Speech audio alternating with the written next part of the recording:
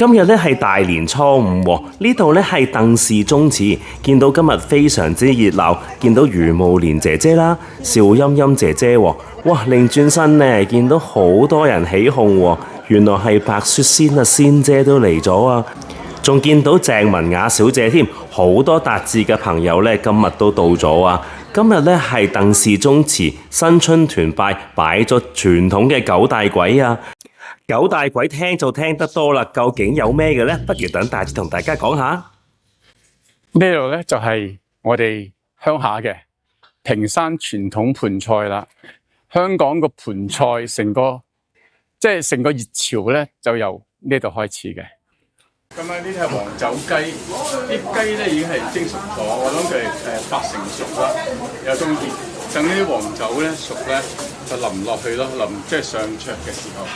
係啦，咁咧就呢個係黃酒雞嚟嘅，咁你可想而知都幾巴閉啦。呢個咧係梅子豬手，呢個梅子豬手啦，呢個係。咁咧就呢個廚房好犀利嘅，做好多嘢嘅，做一部分嘢咧喺祠堂嗰邊做嘅。咁你可以又掃一掃阿聯哥呢啲 collection， 因為以前呢啲咧係。舊陣時嘅盤菜，呢啲係真正當時嘅盤菜嘅木盤，係啦，木盤。咁咧就木盤啦，呢啲係裝米嘅斗啦，叫做斗啦呢個。咁然後咧，呢啲咧都係會係呢啲裝飯嘅，北飯咧用呢啲嚟裝啦。咁呢啲咧都係盤菜嘅盤啦。咁呢啲係裝米嘅，一斗一斗米，即係你見到佢 size 一樣。咁咧就用呢個斗嚟量㗎啦 ，OK。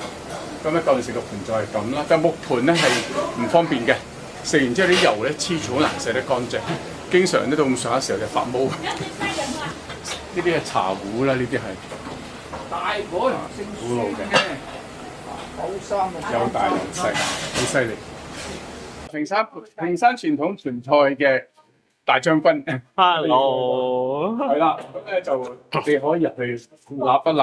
好，係啦，你去立。OK， 跟一跟你先嚇。屏山傳統盤菜個廚房咧，雖然就唔係好大，但係咧非常之整潔。今日咧好多朋友喺度幫緊手啊！傳統嘅九大簋究竟有咩食嘅呢？大家留意下下一集啊！喺呢度咧，恭祝各位身體健康，財源廣進。